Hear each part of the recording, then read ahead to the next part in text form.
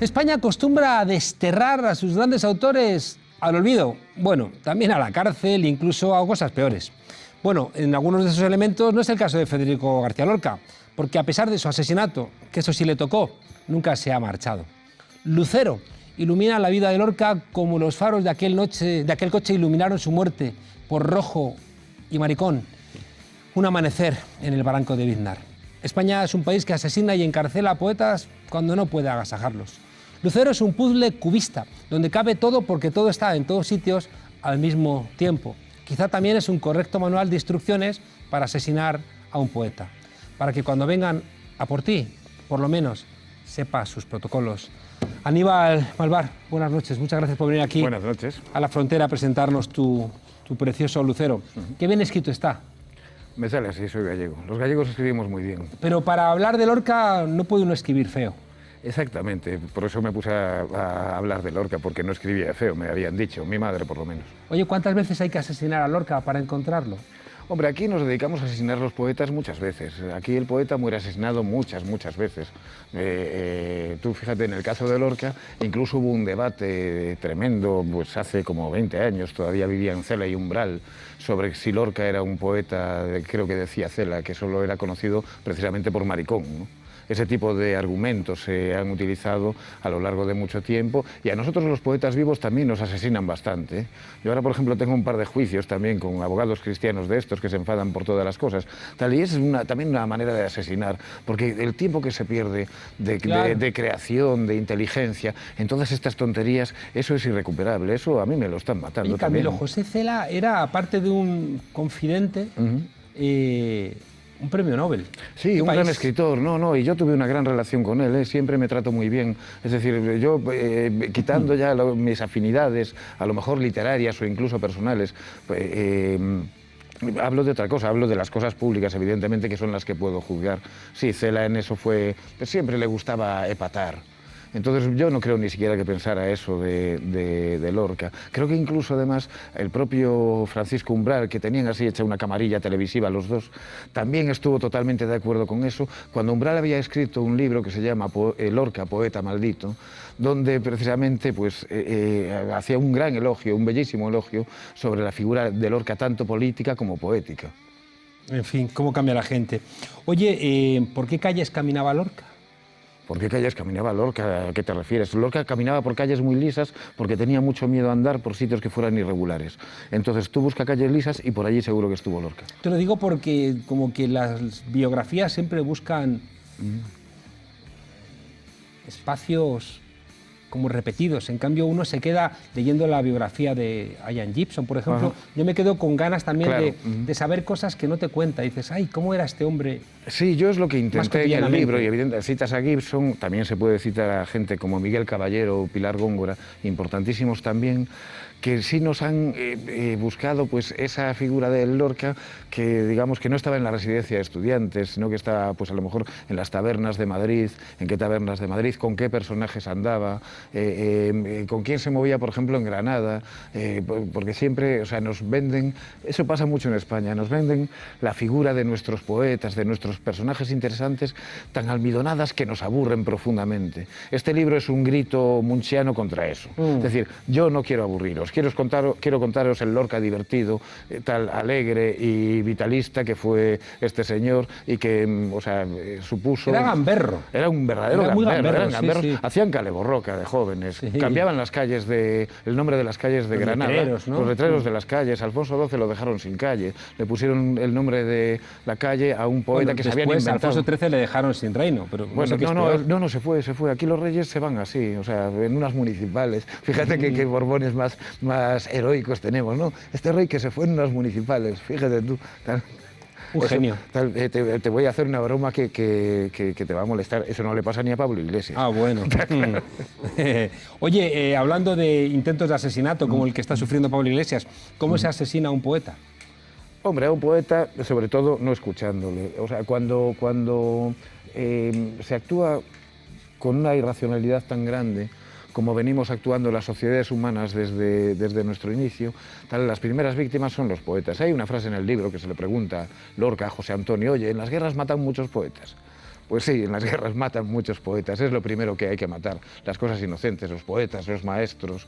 Nosotros tenemos una gran tradición en ese tipo de crímenes. ¿Son inocentes los poetas? Jamás son inocentes, pero quizá precisamente ahí en eso se basa su inocencia. Son silvestres. Digamos, si no son inocentes, por lo menos son silvestres. ¿Quién te dice cuándo eres un poeta y cuándo no? No sé, seguramente se lo tiene que decir uno a sí mismo. Luego ya... Por aquí pasan muchos que dicen, soy poeta, y dices... Ya, pero si no lo dices no puedes hacerlo. Claro, entonces, o sea, si no te lo crees no puedes hacerlo. Cuando dices que eres guitarrista y tocas mal la guitarra se nota, en cambio dices que eres poeta y dices, el amor que ama, este amor que nos desama. Pero yo toco muy mal la guitarra, pero soy un gran músico, porque yo transmito, me voy a los bares y yo hago música tabernícola. En mí no se puede esperar excelencia musical, pero que te voy a contar una historia, eso que no te quepa la menor duda. Oye, es decir, mi vanidad también está ahí. En esas cosas. ¿Has descubierto algo que no sabíamos de Lorca? Yo creo que sí, que he descubierto cómo juntar todos los elementos de un puzzle indescifrable, como es cualquier vida humana. Generalmente no se han juntado tantos elementos. Los historiadores, por ejemplo, claro, tienen que hacerlo. Los historiadores pueden despreciar los rumores. El novelista no. Este libro está lleno de datos exactos, pero también de rumores, de cartas que escribían los amigos de Lorca, que contaban un cotilleo de Lorca. Pues ahí está, tal. Por ejemplo, ahí aparece como si él mantuviera una relación de amistad con José Antonio Primo de Rivera. Que eso es un rumor. Eso es un rumor, pero eso para mí novelísticamente me vale. Y eso sin duda me va a valer ese tipo Porque José Antonio es un poco icono gay, ¿no? Sí, pero yo creo que tampoco va por ahí el asunto. José Antonio sí es cierto que está documentado que intentó que la barraca fuera un instrumento profalangista. Y de hecho en la barraca, entre varios de los colaboradores de Lorca, había falangistas. Entonces él le manda una nota a Lorca diciéndole, con tus monos azules, porque la barraca, los del teatro de la barraca vestían de mono azul, con tus monos azules y mis camisas azules podemos hacer grandes cosas por España. Lorca lo mandó educadamente a la mierda, pero bueno, ahí está ese, ¿sabes? Que cierta relación hubo. Y hay gente que mantiene que incluso durante una época tenían una cena los viernes íntima, que no, o sea, en un reservado de un restaurante para que no los vieran juntos. Y todo eso a mí me vale. ¿A ti te Juan gusta? Carlos, a mí me vale. Claro, se non é vero, ben trovato. Ah, ya te veo. Oye, hablando de iconos gays, parece que cada vez es más raro, ¿no? Biografías de Lorca que no dediquen algún capítulo a su homosexualidad. Aunque claro, hoy puede ser del Partido Popular y homosexual, ¿no? Que yo solo entiendo desde la disociación y el egoísmo, no sé. No, hombre, eso desde la contradicción más grande y desde la hipocresía más grande. O sea, a ver, el conservadurismo, la derecha pura, siempre se ha basado en la hipocresía. A ver, estamos viendo que Andalucía nos está diciendo que ha presentado los presupuestos más sociales de la historia de Andalucía. Lo dicen, hoy mismo lo escuché en el telediario, con toda la jeta, ¿no? Claro que sí, o sea, evidentemente su capacidad para mentir es infinita, es absolutamente infinita. Oye, si viniese los dioses, nos dieran ese regalo, revivido Lorca, y viera cómo lo utilizan como símbolo de determinadas personas, ¿qué le parecería? Es como esas mujeres neoliberales, ¿no? Que usan bolsos con Frida Kahlo, ¿no? Se quitaría el arnés y les golpearía con él. Lucero tenía un punto histriónico y exhibicionista que a lo mejor hasta le gustaba. Le gustaba hacer el papel y burlarse un poco de eso, ¿no? Lorca era un personaje bastante wildiano en eso. Le gustaba también, o sea, disfrutaba, no sabes, viendo el efecto que producía en la sociedad, en la gente, y le gustaba jugar con eso, e incluso con el absurdo, ¿no? El revuelo que creaba la barraca. Porque, claro, los fascistas se creyeron que la barraca, que era un grupo de teatro que iba por los pueblos llevando Lope, Calderón, o sea, teatro muy clásico, teatro ¿no? Revolucionario, imagínate, ¿no? Tal que decían que nada, que eran un atajo de maricones que iban por allí a pervertir al pueblo español. Claro, entonces a él, sin embargo, eso le ponía, ¿no? Y hay varias entrevistas, alguna aparece en el libro, que el tío sobre todo se lo toma a coña. Es decir, que le parece, ¿sabes? Se lo toma como un elemento más para su capacidad de comunicación, para su capacidad de seducir. Era un gran seductor. ¿Y tú cómo definirías a Lorca? Yo creo que lo definiría ahí. Es que yo no sé, nunca he definido a nadie. De verdad, Juan Carlos, creo que es casi imposible definir a alguien. Ni siquiera sé decirte si es un poeta mejor o peor. A mí me gusta, pero hay otros poetas que me han gustado muchísimo más. Este libro no es precisamente porque yo siento una fascinación especial sobre la figura de Federico García Lorca sobre otros autores. Es sencillamente porque me parece, y lo entendió muy bien Gibson, me parece una especie de elemento que puede centrar, que puede buscar el cerne que decimos los gallegos de lo que fue esa época de la historia de España. Y yo cuando, a medida que iba leyendo cosas sobre Lorca, iba viendo que quería contar esa interhistoria de ese poeta, ¿no? Porque es como si todos los elementos del bien y del mal se hubieran conjurado para alumbrarlo en algún momento de la vida. Y, ¿sabes? Como si fuera una especie de una persona metáfora. Como ese cometa Halley que pasa algo así, que le pegan un tiro. Oye, si no nos lo hubieran matado, ¿dónde estaría? Hace un poquito de contrafactual. ¿Qué hubiera pasado con ese Lorca que al final de su vida está haciendo obras locas como el público, ¿no? O sí, bueno, el propio poeta en Nueva York, claro. ¿no? No, sin duda hubiera sido... saltos mortales, ¿no? Sin duda hubiera sido un miembro de la vanguardia. Lo que no se sabe es con cuánta fortuna o no. Porque yo a veces pienso que la obra más arriesgada de Lorca es quizá la que menos se sustenta. Al final, esa más denigrada por gente como Dalí o Buñuel, sus amigos la denigraban, esa obra, digamos, tan basada en el tópico y en lo tradicional, yo creo que es la que perdurará. Que cada año que pasa se hace más nueva y no más vieja. Oye, pero él estudiaba mucho para... Sabes que él empieza, ¿no? Sí, claro. Falla ahí buscando... Sí, él es músico y musicólogo. Buscando las raíces de la música. Exactamente, de la Alejo música. Carpentier, ¿no? Buscando ahí los orígenes de la música. Claro. De ahí encuentra también... Y el romancero viejo. Claro, y los orígenes del pueblo español y su la literatura oral. Hay muchos poemas de Lorca que vienen de poemas que se transmitían desde la oralidad, de las, yo qué sé, de las serranillas, todo ese folclore, él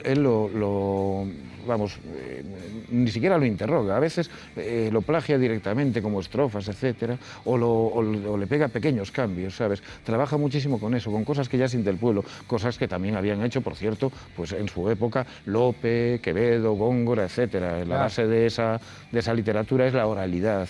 Vamos a ir cambiando los versos a medida que los vamos recitando hasta decir cosas nuevas, ¿no?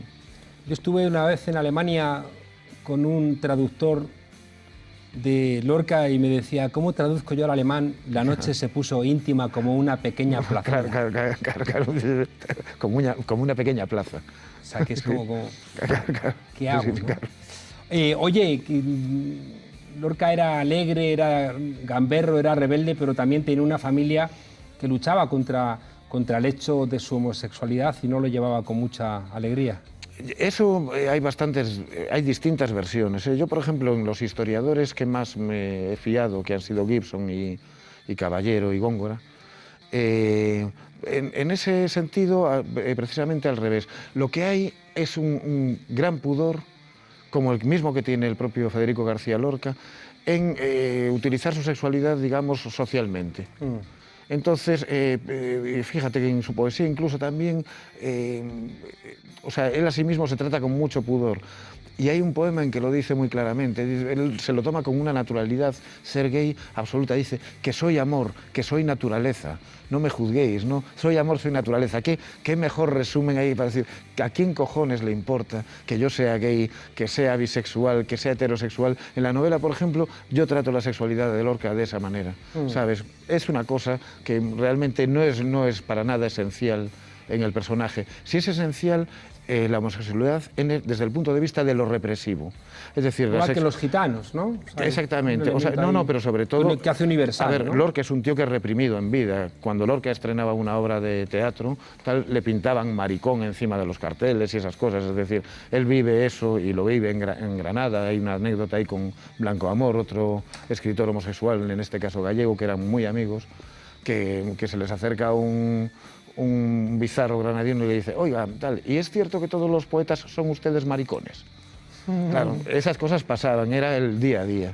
Sin embargo, él lo lleva muy bien con sus amigos, sí habla abiertamente de la homosexualidad, y de hecho hay en el libro hay algunos escritos de amigos suyos en los que él cuenta como la primera vez que siente un impulso sexual por un niño, cuando él era niño, cuando se da cuenta de que le gustan los hombres. Y es una narración preciosa que creo que hace Rivas Cherif, el director de teatro, que era íntimo amigo, ¿sabes? Y lo hace con un cariño. Y claro, la sexualidad, ¿qué coño me importa a mí la sexualidad? Sí, es verdad. A mí me importa cómo vive y cómo lo matan, y por qué lo matan, y quién lo mata. ¿Y qué haces con tanto amor? Yo cuando leo a Juan Carlos Mestre veo a Lorca. Veo a Lorca. Oye, para marcharnos, ¿qué vamos a hacer, ¿no? con tanto político imbécil citando a Lorca, a ver si se lo apropia. Eso es terrible. No, mira, Wikipedia ha hecho muchísimo daño, sobre todo en la política. Antes los políticos tenían el pudor de las dos cosas que se sabían, las decían siempre.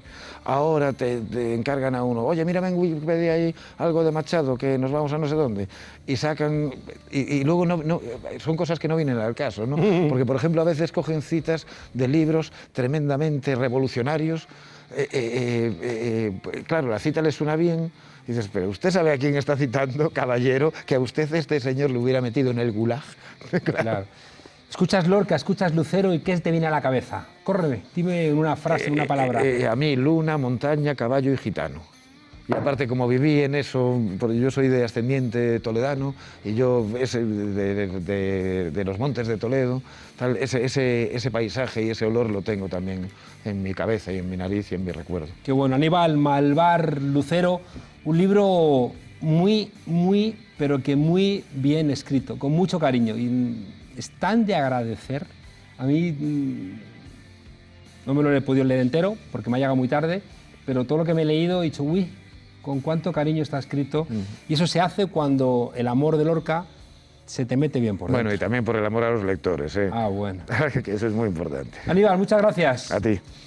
Y tú, Lolo, entre todos los sonetos que tienes ahí, escoge el más cortito, que diría aquella genio.